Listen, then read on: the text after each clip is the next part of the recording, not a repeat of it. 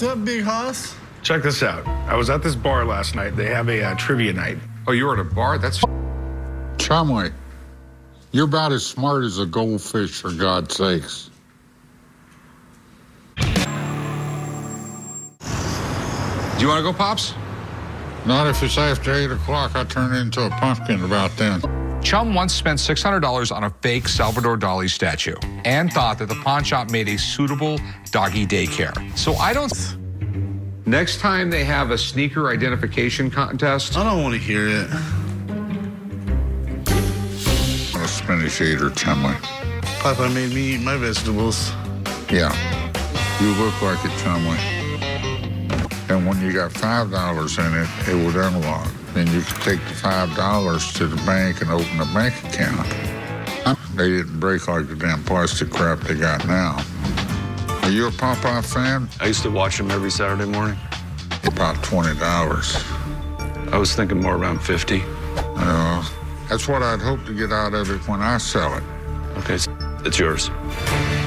Thank you very much. Thank you. We settled on $25, and I'm happy to get anything out of it. And usually, I'm showing guns to him, not the other way around. I'm definitely curious to see what he's got. You like history. Story, you believed it? I came to the pawn shop today to sell my friend Rick a gun. The D. Moore pistol was a gun that was made during the Civil War. They made so few pistols because Smith & Wesson had the patent for the bored-through cylinder. So they sued 2nd Regiment, and it's a unit called the Louisiana Native Guard. I mean, I looked at the paperwork before I bought it. What's the paperwork? In the South, but I don't believe they had any officers. I don't either. That's the weird thing.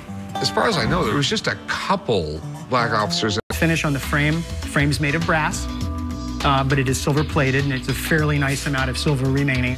The gun is functional. This is the problem with the story. I'm going to go to sell it to somebody, and they're going to go, there was black officers in the South, and I'm going, all right, I'll be right back. Okay, thanks. We're going to get a history lesson today. And frankly, I'm hoping that Mark can educate us both. Guy I know to take a look at it. Craig, how are you? The beard of knowledge. What do you need, Rick?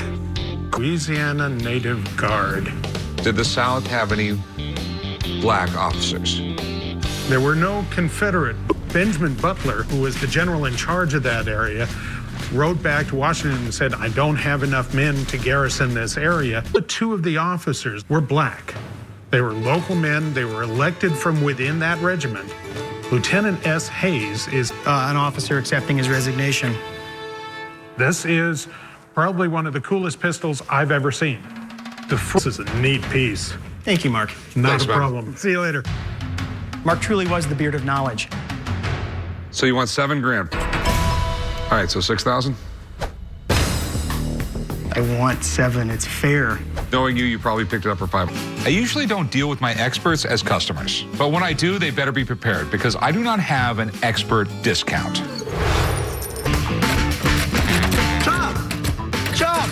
Come on, bro. Chop!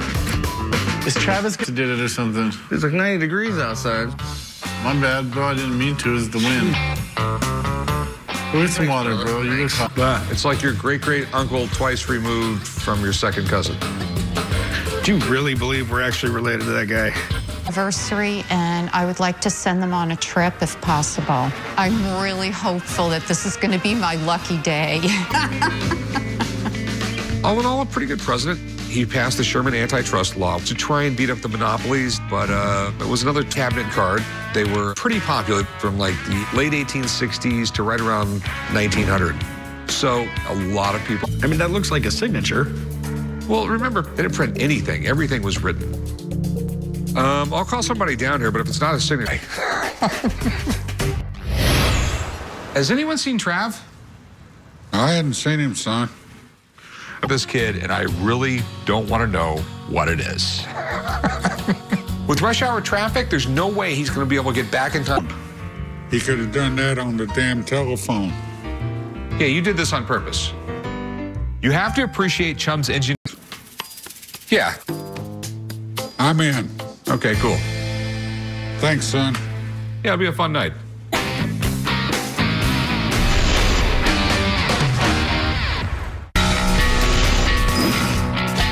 President Benjamin Harrison. So I called in my friend Stuart to check out the autograph and see what it's worth. Benjamin Harrison. Our 23rd president without squinting. Cabinet cards today are actually relatively common. I've gone to book and photography shows where some dealers have bond at the same time. So I have to make sure that this is actually signed in ink. So I'm just gonna look through here. Yes, and on a signature. So I'm gonna come over here and look. And the slant is about 30 degrees. Little blip in the B, which is similar to right over here. What do you think? Well, after looking at it, all those extra lines, I don't think this is a first-generation photograph. In a first-generation photograph, the lines are very, very short. About $1,250. Wow. Appreciate it, man. Again, Corey. Good luck with it. Thank you. So $500, no problem. I have to do some other things. could you do $750? I guess we really shouldn't have called Stuart in, huh? It's all about the Benjamins. All right, good evening, ladies and gentlemen. Welcome. Yeah, there's no way. $50 a piece. What's Chum Lee doing here? Chum. What up, man? Good to have you part of my team. Good to be here, man. I should have known Chum was going to try something like this. Let's do it. Well, we're just waiting for one more team member.